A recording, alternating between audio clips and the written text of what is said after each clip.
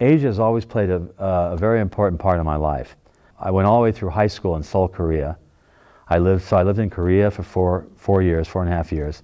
I lived in Indonesia for 2.5 years. I lived in Thailand for 2.5 years. And I would say that Thailand and Indonesia, those are probably the most influential cultures for me as far as my color sense goes.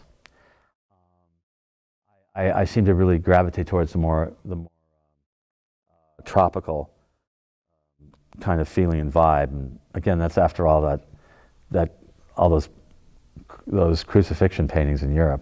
I was so ready for the Orient. So I always felt very, very, very comfortable in Asia. By the time I was 18 and came to Los Angeles when I was 18, I'd already been probably in and out of Japan maybe a dozen times. I loved Japan. I just loved Japan. So I always saw somehow going back to Asia, being, after doing something in the States, it would go back to Asia. And in 1988, at the height of that bubble economy that was going on, which was also real estate driven at the time, there was a Japanese music producer that turns out to be a fan of Bette Midler.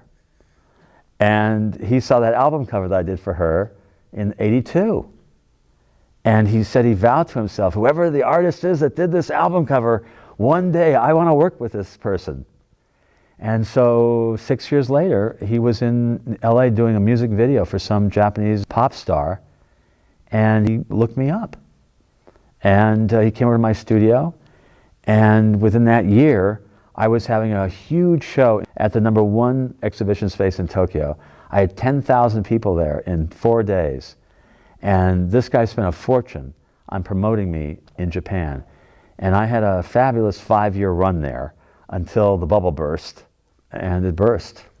In Japan, space is a premium on every level.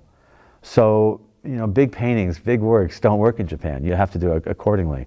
So things had to be more with a smaller Japanese size.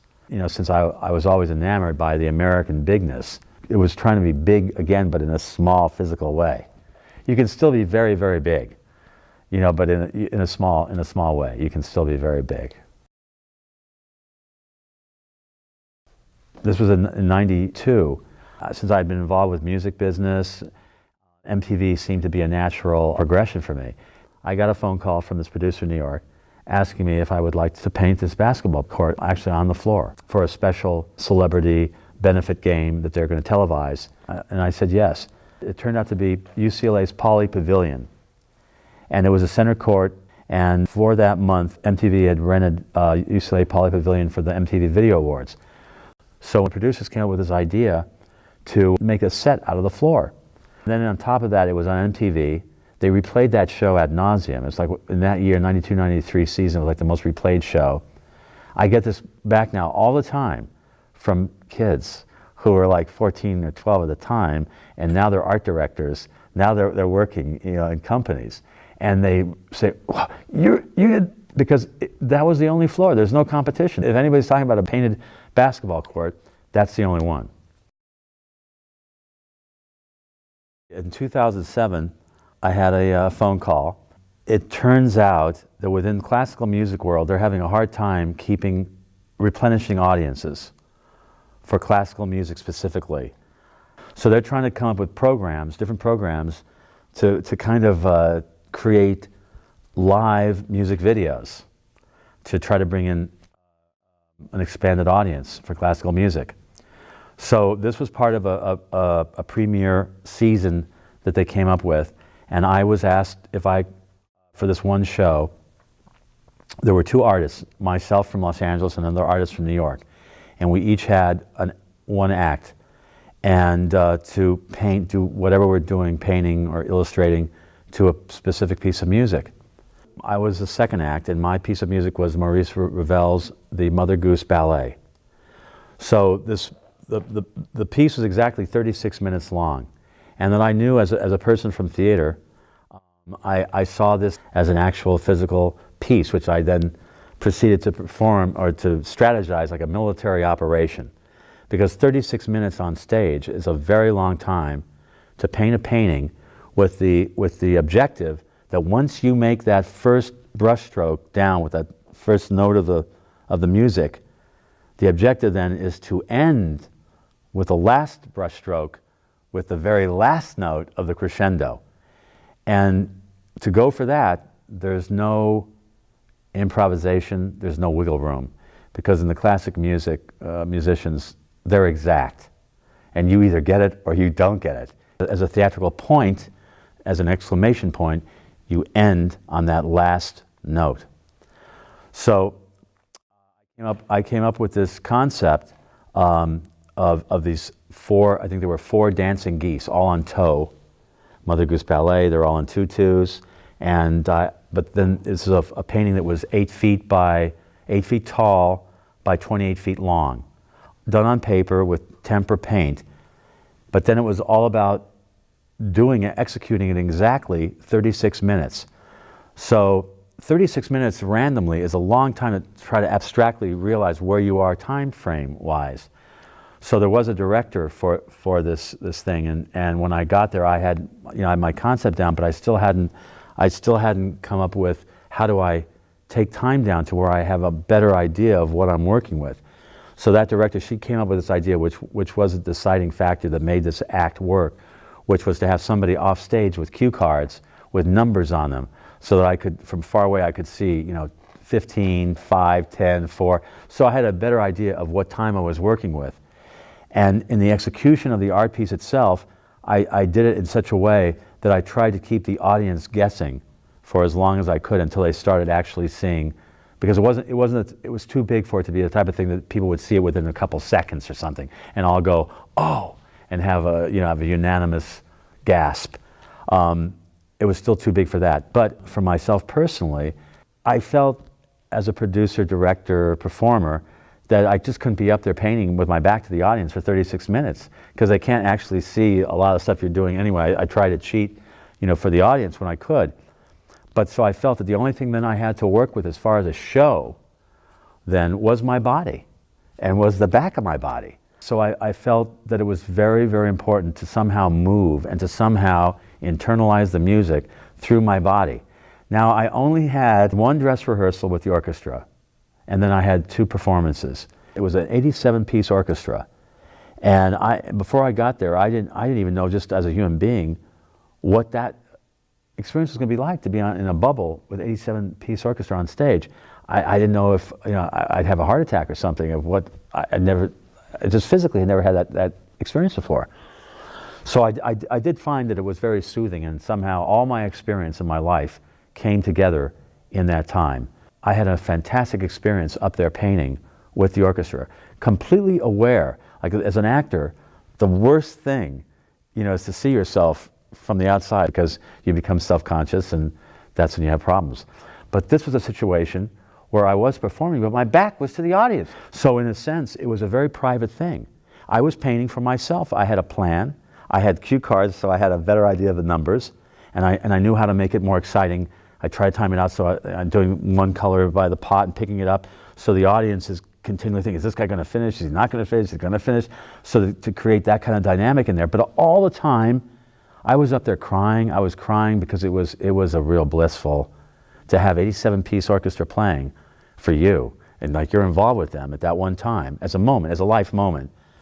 That was an absolute high of my life. But then to the cherry on that experience was that out of the 2 performances, I got out of the 2 performances, one of them, I scored 100 with getting that last brushstroke with the last note right, and having confidence with that, so that when I did that on the paper, I was able to put that down, and then on the last note was to turn around extremely dramatically. I did a lot of Shakespeare, so to be able to turn around extremely dramatically and to be essentially the conductor and to be in sync with him. That was a high. Several years ago, I had an idea for doing a series of self-portraits, and I came up with a theme of portraits that I called head cases. I wanted to match the attitude in the face with a word caption at the bottom with some kind of a mood, whether it was mad or love or lust or envy, and somehow mirror the face with that word. And I did 65 of these portraits, which I ended up calling Miripolsky's head cases. because they're just heads, but they're done in a cartoony style, and hopefully through the eyes and the ambiance of the look of the face, they look like whatever that caption is at the bottom. I had done a corporate identity logo for Quincy Jones for his music publishing company, and he had written me a thank you letter, and he signed it. Oh, he said something that you're very hip and tasty or something. He said I was hip and tasty. So that was the first time that I'd heard that phrase, hip and tasty. You know, I was thinking, gee, you know, I like the way that sounds together, and I came up with this idea where it's an adult-driven animated TV series or a series of cartoons. There's different orientations of this idea, but the core idea is that hip and tasty is a couple. He's hip and she's tasty, and somehow they have some kind of a TV show, the Hip and Tasty Show. That's still an ongoing concept. Well, several years ago, somebody approached me who was a fan of my work, and this guy was involved with a beginning of an electric bike company. There is an underground culture of these lowrider bikes, East LA lowrider bike culture, which is bicycles, but all like low riders, and what they do with the fins, and they make them looking more like motorcycles. They do all kinds of things. They put candelabras on them. It's a tremendously sophisticated and intricate subculture of these low rider bike things.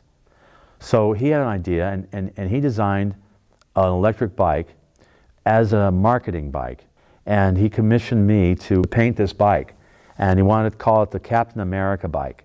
So obviously from Captain America, that gave me certain information, stars, stripes, you know, whatever. And I painted this fabulous, fantastic 100% electrical bike with these huge flowing fins and a fake gas tank, and just a fantastically designed surface that I felt honored, you know, that I could put my imprint on it. It was all like super shiny, you know, like those automotive things where you could eat off of the paint, and that dripping auto paint thing. I've been able to give back through what I do through my artwork. So there's been a long history now with doing that, and I feel very blessed that I'm in a position where I can do that. Habad, which is a conservative Jewish sect, Orthodox Jewish sect, their movement, their organization is all about education and doing goodwill for the overall community. So one of their biggest successful charitable things are drug and alcohol rehab houses. They're the most successful in the country. So I had a friend that just came into my life at that time, fairly recently, and he had a DUI. So for his DUI, he was doing public service. So this guy, for his community service, he was working the desk of one of these centers. And there were two guys talking behind him. One of them was the producer for this Habad telethon, which they've been doing almost 30 years now. This is another one of those Lana Turner, Schwab's drugstore kind of stories, but with Habad rabbis. And there was an artist that was going to be on the show, that was given a segment to do a performance thing on the show. And he had just died. So they were talking about this guy just dying. And should they get Peter Max, or should they just cut out the segment? Or, you know, what should they do now that this guy just died? And my friend overheard them. And he said, wait, have I got an artist for you? They took me in as the artist. I brought in day glow art, fluorescent paint, with black light. And trust me, for them that was a radical move on their part. And somehow I was able to bridge the radical visual with something that still felt it was okay for them to deal with, that was still humanly positive or something, so that it bridged the gap. And it was a huge success for them. And they were being way out there. And I did it again for them the next year. And in fact, that's when I met the mayor, and that's kind of when the whole beginning of the whole LA Historama thing really kind of generated. Well, I'll sum it up by once again saying, fear no art.